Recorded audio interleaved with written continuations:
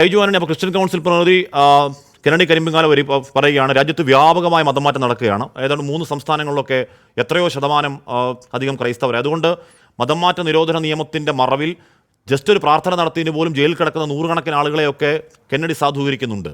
സാധൂകരിക്കാമോ അങ്ങനെ ഷൈജു? ഈ ഹാഷ്മി, കെന്നഡിയെ സംബന്ധിച്ചിടത്തോളം കെന്നഡിക്ക് ഈ വടക്ക് കിഴക്കൻ സംസ്ഥാനങ്ങളിൽ എന്താണ് സംഭവിച്ചത് എന്നുള്ളതിനെക്കുറിച്ചുള്ള ബോധമില്ലായ്മയാണ്. ഏറ്റവും കുറഞ്ഞ ഒരു ചർച്ചയ്ക്ക് വരുമ്പോഴെങ്കിലും അതൊന്ന് വായിച്ച് പഠിക്കണം. എന്നാണ് അവിടെ ക്രൈസ്തവരുണ്ടായത്, എത്ര വർഷം മുമ്പാണ്, ഏത് രാജാവ് ഭരിക്കുന്ന കാലത്താണ് അവിടെ ക്രൈസ്തവരുണ്ട്. ഇതൊക്കെ വെറുതെ ഒന്ന് വായിച്ച് പഠിക്കുന്നത് നല്ലതാണ്. അപ്പോൾ അതുകൊണ്ട് ഞാൻ ഇത്തരം ബാലിശമായ കാര്യങ്ങളെക്കുറിച്ച് ഞാൻ പരിഗണിക്കാനേ ഞാൻ ഉദ്ദേശിക്കുന്നില്ല. എന്താണ് കെന്നഡി പറയുന്നത്? കെന്നഡിക്ക് ഈ രാജ്യത്ത് എന്താ നടക്കുന്നതെന്നറിയാമോ? ക്രിസ്ത്യാനികൾക്ക് എന്താണ് സംഭവിക്കുന്നതെന്നറിയാമോ? എന്താണ് ഈ രാജ്യത്തെ ക്രിസ്ത്യാനികൾ? എത്ര ലക്ഷം ക്രിസ്ത്യാനികൾക്ക് ഈ ക്രിസ്മസ് ആഘോഷിക്കാൻ പറ്റിയില്ല എന്നുള്ള കാര്യം അറിയാമോ? അപ്പോൾ ആദ്യം അതെല്ലാം അറിഞ്ഞു വെച്ചിട്ട് വേണം ഇവിടെ ഒരു ചാനൽ ചർച്ച ചെയ്ത് വന്ന് ക്രിസ്ത്യാനിറ്റിയെ ദ്വേഷിച്ച് സംസാരിക്കാൻ. അപ്പോൾ ഏറ്റവും ആദ്യം അത് ഞാൻ പറഞ്ഞ അതിനുശേഷം വേണം അത്തരം ഒരു കാര്യത്തിലേക്ക് ഇറങ്ങി പുറപ്പെടാൻ. ഇനി ഞാനൊരു കാര്യം ചോദിക്കട്ടെ. ഞാൻ ഇത് ആദ്യം ഈ PR ശിവശങ്കർ ഇവിടെ ഇരുന്ന് സംസാരിക്കുമ്പോൾ അദ്ദേഹം പറയുന്നത് കേട്ടു, ഈ കാർഡിനൽ ഓസ്വാൾഡ് ഗ്രേഷ്യസിനെ നിങ്ങൾ വിശ്വസിക്കൂ എന്ന് ചോദിച്ചു. ഞാൻ ചോദിക്കുന്നത്, ഇന്ത്യയിലെ കത്തോലിക്ക സഭയിൽ ഇപ്പോൾ ഏറ്റവും കൂടുതൽ പദവിയുള്ളത് CBCI പ്രസിഡൻറ്റിനാണ്. CBCI president Thrissur archbishop Andrews താഴത്താണ്. ഈ തൃശ്ശൂർ കത്തോലിക്ക സഭ എന്ന് പറയുന്ന സഭയുടെ മുഖപത്രം എന്താണ് എഴുതിയതെന്ന് വായിച്ചോ?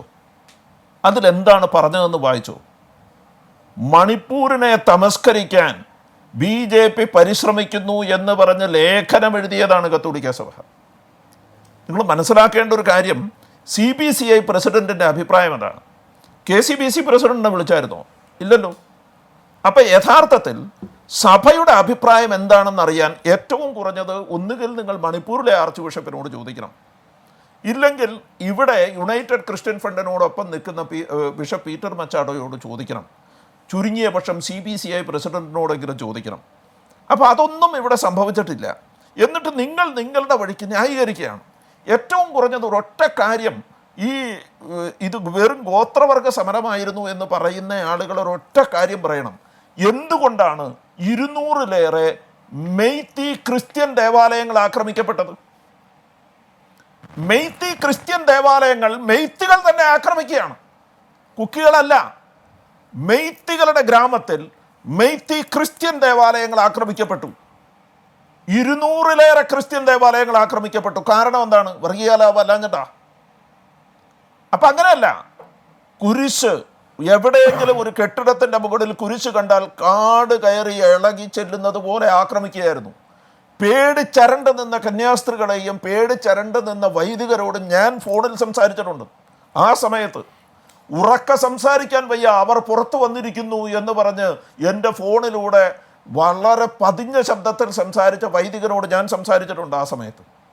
അപ്പം നിങ്ങൾ മനസ്സിലാക്കേണ്ട ഒരു കാര്യം, അത്രമേൽ വലിയ ഒരു വർഗീയ ആക്രമണം അവിടെ ഉണ്ടായിട്ട് അതിനെ നിസാരവൽക്കരിച്ച് പറയുകയും ഒരു കർദിനാൾ ഓസ്വാൾഡ് ഗ്രേഷ്യസിനെ തെറ്റിദ്ധരിപ്പിച്ച് അദ്ദേഹത്തെ കൊണ്ട് എന്തോ ഒരു പ്രസ്താവന ഇറക്കിപ്പിച്ചിട്ട് ലോകം മുഴുവൻ നടന്ന് ഇത് മാത്രം പറഞ്ഞുകൊണ്ടിരിക്കുകയും ഈ മുമ്പിലുള്ള കണക്ക്, ഫാക്ട്സ് ആൻഡ് ഫിഗേഴ്സ് എന്താണ് എന്ന് നോക്കിയിട്ട് വേണ്ടേ നിങ്ങൾ സംസാരിക്കാൻ?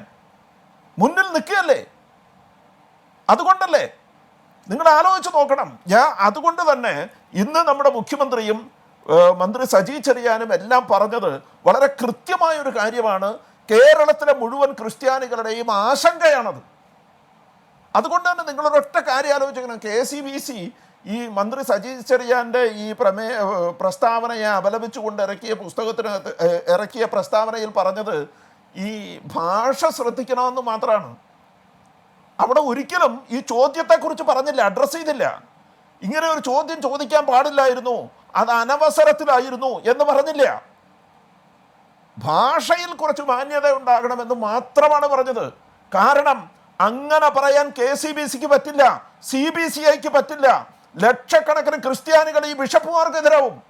കാരണം അവർക്കറിയാം എന്താ ഇവിടെ ഈ രാജ്യത്ത് സംഭവിക്കുന്നതെന്ന് അവർക്കറിയാം. താഴെയുള്ള മുഴുവൻ മനുഷ്യർക്കും അറിയാം.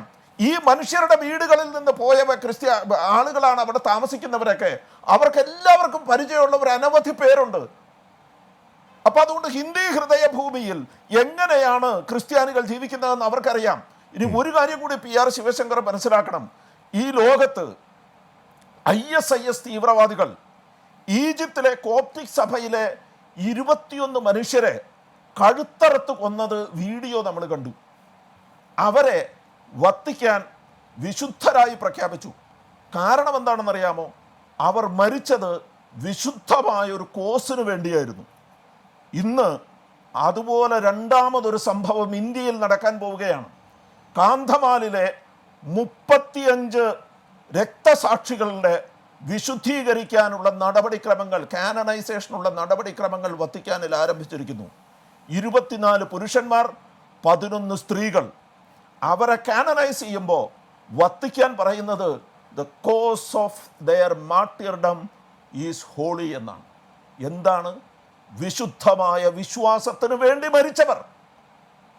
വിശ്വാസം പ്രഘോഷിക്കുന്നതിൻ്റെ ഇടയിൽ വിശ്വാസം അനുഷ്ഠിക്കുന്നതിന് വേണ്ടി മരണം വരിച്ചവരുടെ ഒരു നാട് ഇന്ത്യയിൽ ഉണ്ടാകാൻ പോവുകയാണ്.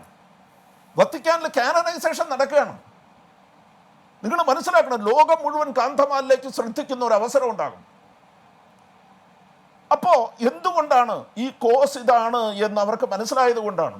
ഇത് വത്തിക്കാനിൽ വെറുതെ കാനനൈസേഷൻ നടക്കുന്നതല്ല. നിങ്ങൾ മനസ്സിലാക്കേണ്ട ഒരു കാര്യം, 2023 CCBI മീറ്റിംഗ് ഉണ്ടായിരുന്നു ബാംഗ്ലൂർ വെച്ച്. ശരി, ഞാൻ